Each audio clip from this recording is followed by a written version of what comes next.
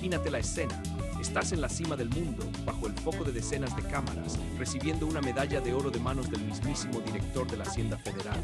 La razón, habiendo incautado 5 toneladas de cocaína la semana anterior. Su sonrisa es discreta, casi humilde, mientras estrecha firmemente la mano y pronuncia un emotivo discurso sobre la nobleza de la justicia y el deber cívico. Pero lo que allí nadie sabe es que apenas 3 días antes, usted mismo autorizó el paso de 5 camiones cargados de pólvora blanca a través de la frontera, sin supervisión alguna, bajo su supervisión directa. Antes de juzgar, sin embargo, es necesario retroceder en el tiempo para comprender cómo llegó un hombre de ley a este punto. Hace 5 años, usted era el recluta modelo, el mejor de su clase en la Academia de Seguridad, un idealista que creía ciegamente en el sistema. Trabajaba como un sabueso, trabajando turnos dobles sin descanso, arrestando a contrabandistas sin parar. Pero había un problema, el heroísmo no paga las cuentas. Al final del mes, al sostener el sueldo, el sentimiento era de desesperación. Ese escaso dinero necesitaba dividirse entre alquiler, electricidad, comida y todavía le sobraba un poco para enviárselo a su anciana madre en el campo. El momento que quebró su dignidad llegó un domingo cualquiera.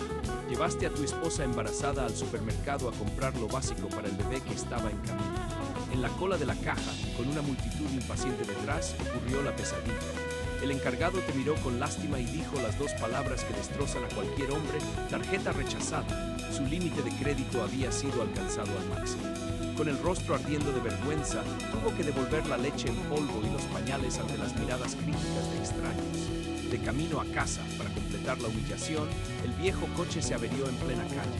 La reparación costaría el equivalente a su salario mensual completo. Mientras empujaba el coche bajo el sol abrasador, vio al otro lado de la calle a un traficante de drogas de 5ª categoría que había detenido a principios de mes. Ahora estaba libre y conducía un camión nuevo. Él te reconoció, bajó la ventanilla y sonrió mientras sudabas, empujando el auto averiado.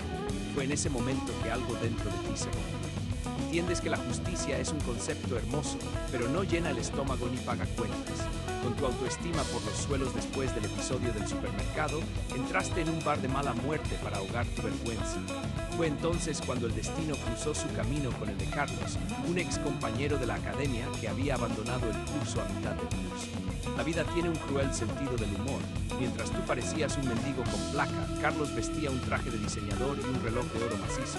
Después de algunos disparos, reveló su secreto. Trabajó con logística no oficial.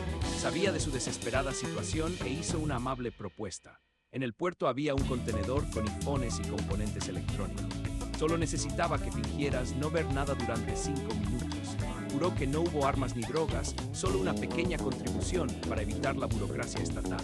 Carlos colocó sobre la mesa un sobre grueso con el equivalente a 6 meses de su salario. Miraste el dinero y recordaste la mirada de desprecio del encargado del supermercado. Se justificó a sí mismo diciendo que los políticos robaban millones cada día, por lo que eso no era más que una compensación justa. Guardó el sobre. Al día siguiente, el camión pasó justo frente a ti y simplemente fingiste estar ocupado con tu teléfono celular. Con el dinero pagó sus deudas y compró todo lo que necesitaba para su hija por nacer. Esa noche durmió como un ángel, convencido de que su nueva regla ética era clara. Solo contrabandearía mercancías para evadir impuestos, nunca se involucraría con drogas. Tu vida financiera ha mejorado drásticamente con los ingresos extras provenientes de las protecciones para cargos electrónicos. Pero el dinero fácil tiene un efecto secundario peligroso. Vuelve a la gente arrogante e impaciente. Ya no eres el policía amable que solías ser. Ahora era un inspector codicioso que cobraba peajes a cualquiera que cruzara la frontera. Si un envío no pagaba la tarifa urgente o el bono de lubricación, se enfrentaba a su ira burocrática. Un día, un camión cargado de cerámica fina se negó a pagar su comisión. El conductor pensó que con tener la documentación al día era suficiente. Decidiste convertir su día en un infierno administrativo. Levantó la mano y gritó con una autoridad que hizo temblar el asfalto: ¡Alto! ¡Inspección sorpresa! Caminó lentamente alrededor del vehículo, buscando cualquier excusa. Tomó un hidrómetro portátil y lo pasó por las paredes del contenedor. Con tono de profesor condescendiente, le explicó a su subordinado novato, lo suficientemente alto como para que el conductor lo oyera: la cerámica está hueca, pero el dispositivo indica una densidad anormalmente alta en las losas. Esto sugiere láminas de plomo o contrabando escondido en las paredes. Con una sonrisa sádica, ordenó descargar las 5 toneladas de mercancías bajo un sol abrasador. Tomó un mazo y rompió el revestimiento del contenedor. ¡Bingo! Detrás de las láminas de metal aparecieron botellas de licor falsificado. El conductor rompió a llorar ante la astronómica multa que acabaría con su carrera, pero su moral era selectiva. Poco después llegó la camioneta de Carlos con componentes electrónicos. En la pantalla de rayos X, sombras y formas irregulares gritaban peligro. Cualquier inspector honesto habría dado la alarma, pero usted, con absoluta tranquilidad, selló los documentos de liberación. Inventó una excusa técnica con la cara más seria del mundo. Es solo un error de lectura provocado por la interferencia magnética de los circuitos. El camión pasó sin problemas. Un día cualquiera, Carlos llamó desesperado. Necesitaba que soltaras una carga de aguacates inmediatamente, ya que la carga se pudriría con el calor. Viste el camión acercándose a lo lejos. En circunstancias normales, lo habría dejado pasar sin mirar solo para recibir su pago. Pero ese día había público, un recluta novato a su lado. Luego decidió hacer una demostración de autoridad para impresionarle. Levantó la mano y gritó: ¡Alto, supervisión! Se acercó a la cabina y notó que el conductor sudaba copiosamente, temblaba, incluso con el aire acondicionado a todo. Tu instinto de inspector, que creías dormido, se ha despertado de repente. Tomó una navaja y cortó un aguacate al azar. Lo que encontró le heló la sangre. En lugar del bulto había un bloque compacto de polvo blanco. Era cocaína pura. Entraste en pánico total. Llamó a Carlos y le gritó, furioso, que había roto el pacto sagrado de no traficar con drogas. Carlos apareció poco después, pero ya no era el colega sumiso que pagaba sus bebidas. Ahora tenía la mirada fría y calculadora de un verdadero jefe criminal. Sin decir una palabra, él, que parece desgarrar el alma. Los paramédicos intentan reanimarlo, pero sus movimientos son desesperados, casi mecánicos. Reconoces los signos de inmediato: sobredosis. Y no una sobredosis cualquiera, la que deja marcas en los ojos de quienes han visto demasiado. Se te revuelve el estómago, no solo por el horror de la escena, sino porque, en el bolsillo del pantalón del chico, medio aplastado entre sus dedos ya rígidos, ves una bolsa de plástico con el mismo polvo blanco que ha pasado por sus manos cientos de veces. La multitud murmura, algunos lloran, otros graban con sus móviles. Tu hija tira de tu manga con los ojos muy abiertos, llenos de preguntas que no tienes el valor de responder. Papá, ¿por qué está enfermo ese niño? Tragas saliva y fuerzas una sonrisa, diciendo que simplemente tuvo un mal presentimiento, que los médicos se ocuparán de él. Pero la mentira arde en tu garganta como ácido. Porque sabes la verdad, sabes que ese polvo no llegó allí por casualidad. Sabes que en algún momento alguien como tú, o peor aún, alguien a quien extrañaste, permitió que esa cosa cruzara fronteras, llegara a las calles y destruyera vidas. Tu esposa te toma la mano con fuerza, como si sintiera lo que estás pensando. Miras hacia otro lado, pero no lo suficientemente rápido. Entre los curiosos, un hombre con gafas de sol y camisa hawaiana observa la escena con una sonrisa casi imperceptible. No está allí por casualidad.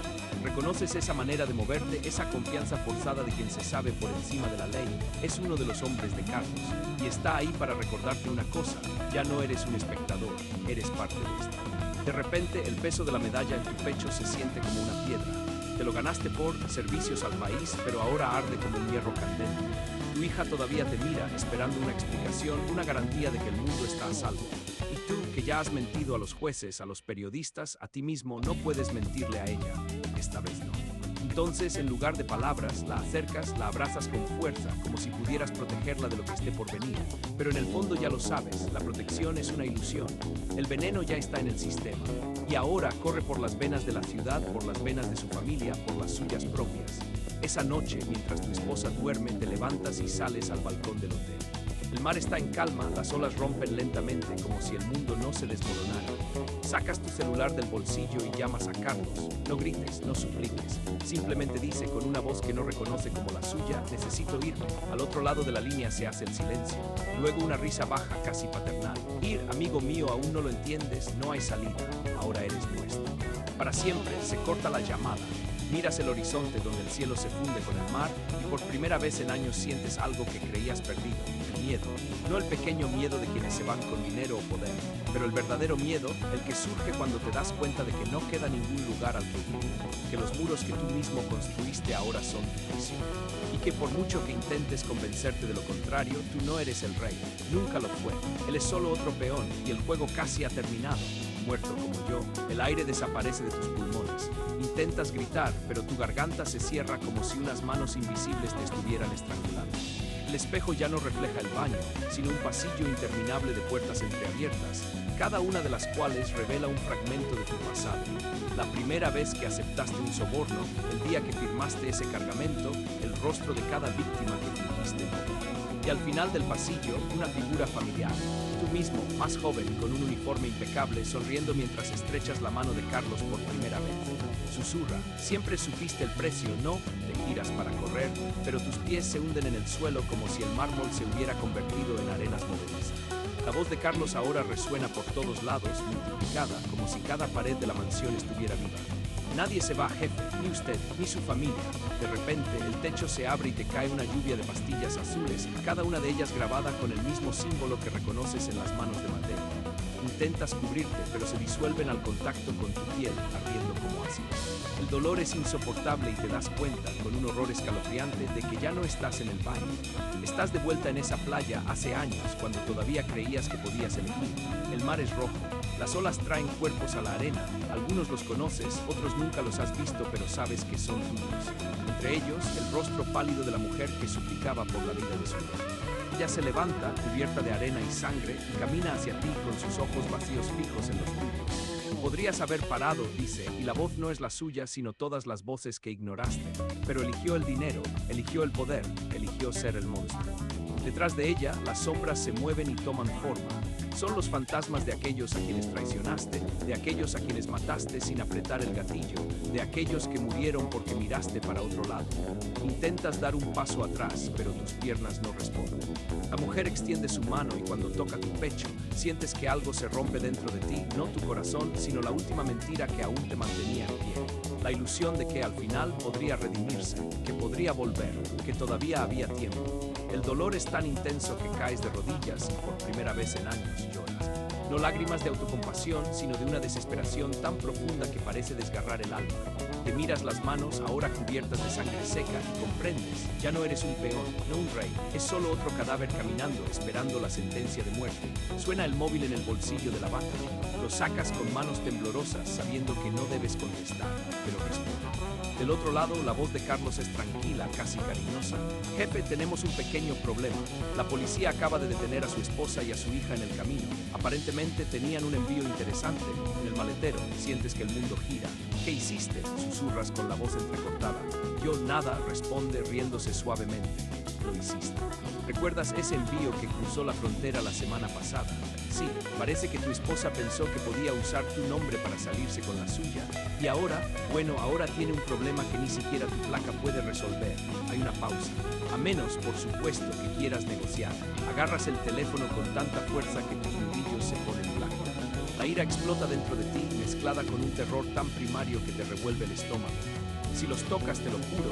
¿Qué? Carlos interrumpe, su voz repentinamente fría.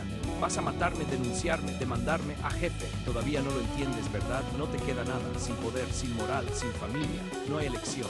El silencio que sigue es ensordecedor. Luego continúa, casi susurrando. Mañana por la mañana tendrás una visita. Un viejo amigo. Él te explicará cómo serán las cosas a partir de ahora. Jefe, una pausa calculada, no intentes huir, no intentes suicidarte, no intentes hacer nada estúpido, porque si lo haces, bueno, digamos que tu hija aprenderá lo que es el dolor de una manera que nunca imaginaste. Se corta la llamada. Te quedas ahí, el teléfono se te resbala de los dedos y se hace añicos en el suelo. El sonido de la metralla es como un disparo de salida. Sabes lo que necesitas hacer. No hay más tiempo para dudar. Ya no hay lugar para mentiras. Caminas hacia el armario, abres la caja fuerte escondida detrás de un panel falso y sacas el arma que juraste nunca usar contra ti mismo. El acero está frío contra tu palma. Revisas el cargador y sientes el peso de cada bala como años de culpa. Uno para Carlos, uno para cada uno de tus acompañantes y uno para ti. Pero antes de que pueda terminar de contar, la puerta del dormitorio se abre con estrépito. En la puerta hay un hombre al que no has visto en años, un ex socio expulsado del cártel por traición. Su rostro está lleno de cicatrices y sus ojos brillan con cruel satisfacción. Hola jefe, dice sonriendo. Carlos te manda saludos. Levantas el arma, pero ya es demasiado tarde. El primer disparo golpea tu hombro, haciéndote girar y caer al suelo. El dolor es punzante, pero peor es la sensación de déjà vu. Ya has visto esta escena antes, en sueños, en pesadillas, pero ahora no hay escapatoria. El hombre se acerca pisando el teléfono roto. Siempre has sido débil, dice, alejando el arma de una patada. ¿De verdad pensaste que podrías irte, que podrías redimirte? Cartel no perdona, jefe, cartel no olvida. Se agacha a tu lado y su aliento apesta a alcohol y cigarrillos. Pero Carlos es un hombre generoso, te dará una última oportunidad, una misión, algo que solo tú puedes hacer.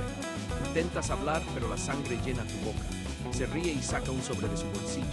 Ábrelo, en el interior hay una foto. Su esposa y su hija atadas en una habitación oscura con el rostro marcado por el miedo. Al lado una dirección y una hora, medianoche. Irás allí, dice, y harás exactamente lo que te diga. Si no lo haces, bueno, ya sabes lo que sucede. Se levanta y deja caer el sobre su pecho. Ay, jefe, no intentes ser inteligente. Estamos en todas partes, incluso en el espejo. Él parpadea y por un segundo juras ver el reflejo de Carlos detrás de él sonriendo. Cuando el hombre se marcha, la mansión queda en silencio. Intentas levantarte, pero tu cuerpo no responde. La sangre se esparce por el suelo formando un charco oscuro que parece moverse por sí solo, como si estuviera vivo. Vuelves a mirar la foto y por primera vez no te sientes enojado, sin miedo, solo una tristeza profunda, casi pacífica, porque entiendes por fin que no hay salida, nunca lo hubo. El juego siempre ha estado amañado, y tú desde el principio fuiste una pieza más desechable. Se acerca la medianoche, cierras los ojos y por primera vez en años no ves sombras, no veas fantasmas, solo ves la cara de tu hija sonriendo como cuando todavía creía que eras un héroe, y entonces con una claridad que duele más que cualquier herida te das cuenta, el verdadero infierno no es lo que te hicieron, es lo que les hiciste consigo, con todos. El celular vuelve a sonar. No es necesario mirar para saber quién es, respondes de todos modos. Ya voy, dices con voz ronca. Del otro lado, Carlos ríe suavemente. Buena elección, jefe. Se corta la llamada y te quedas ahí esperando el momento de pagar la única deuda que nunca podrá ser perdonada. Está más solo que nunca, capitán. El grito te atraviesa la garganta, pero nadie lo escucha. No hay diferencia entre el viento y los susurros detrás de ti. Ahora son lo mismo. Son voces. Estas son deudas. Son ellos los que dejaste atrás emergiendo de las sombras como humo, con los ojos vacíos y las manos extendidas. Corres por los pasillos de la casa, cerrando puertas, cerrando ventanas, como si las paredes pudieran contener lo que ya hay dentro de ti. Pero los gritos no cesan. Nunca paran. En tu locura repites la orden como un mantra, como si las palabras todavía tuvieran poder. Alto, inspección en semáforo en rojo, pero la radio está en silencio.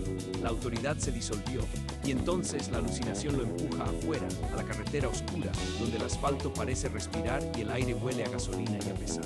Te tambaleas, tus pies descalzos cortan las rocas, pero no sientes dolor, solo el peso. Ahí es cuando lo ves, un destello al final del camino, rápido e implacable, creciendo como un sol nacido del infierno.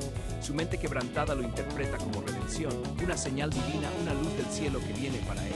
Abres los brazos como si pudieras abrazar el perdón, como si todavía hubiera perdón. El último pensamiento que pasa por tu mente es un recuerdo, su rostro iluminado por la lámpara de la cocina, preguntándote si volverías a casa esa noche. Mentiste, como siempre. La luz le llega y luego ya no.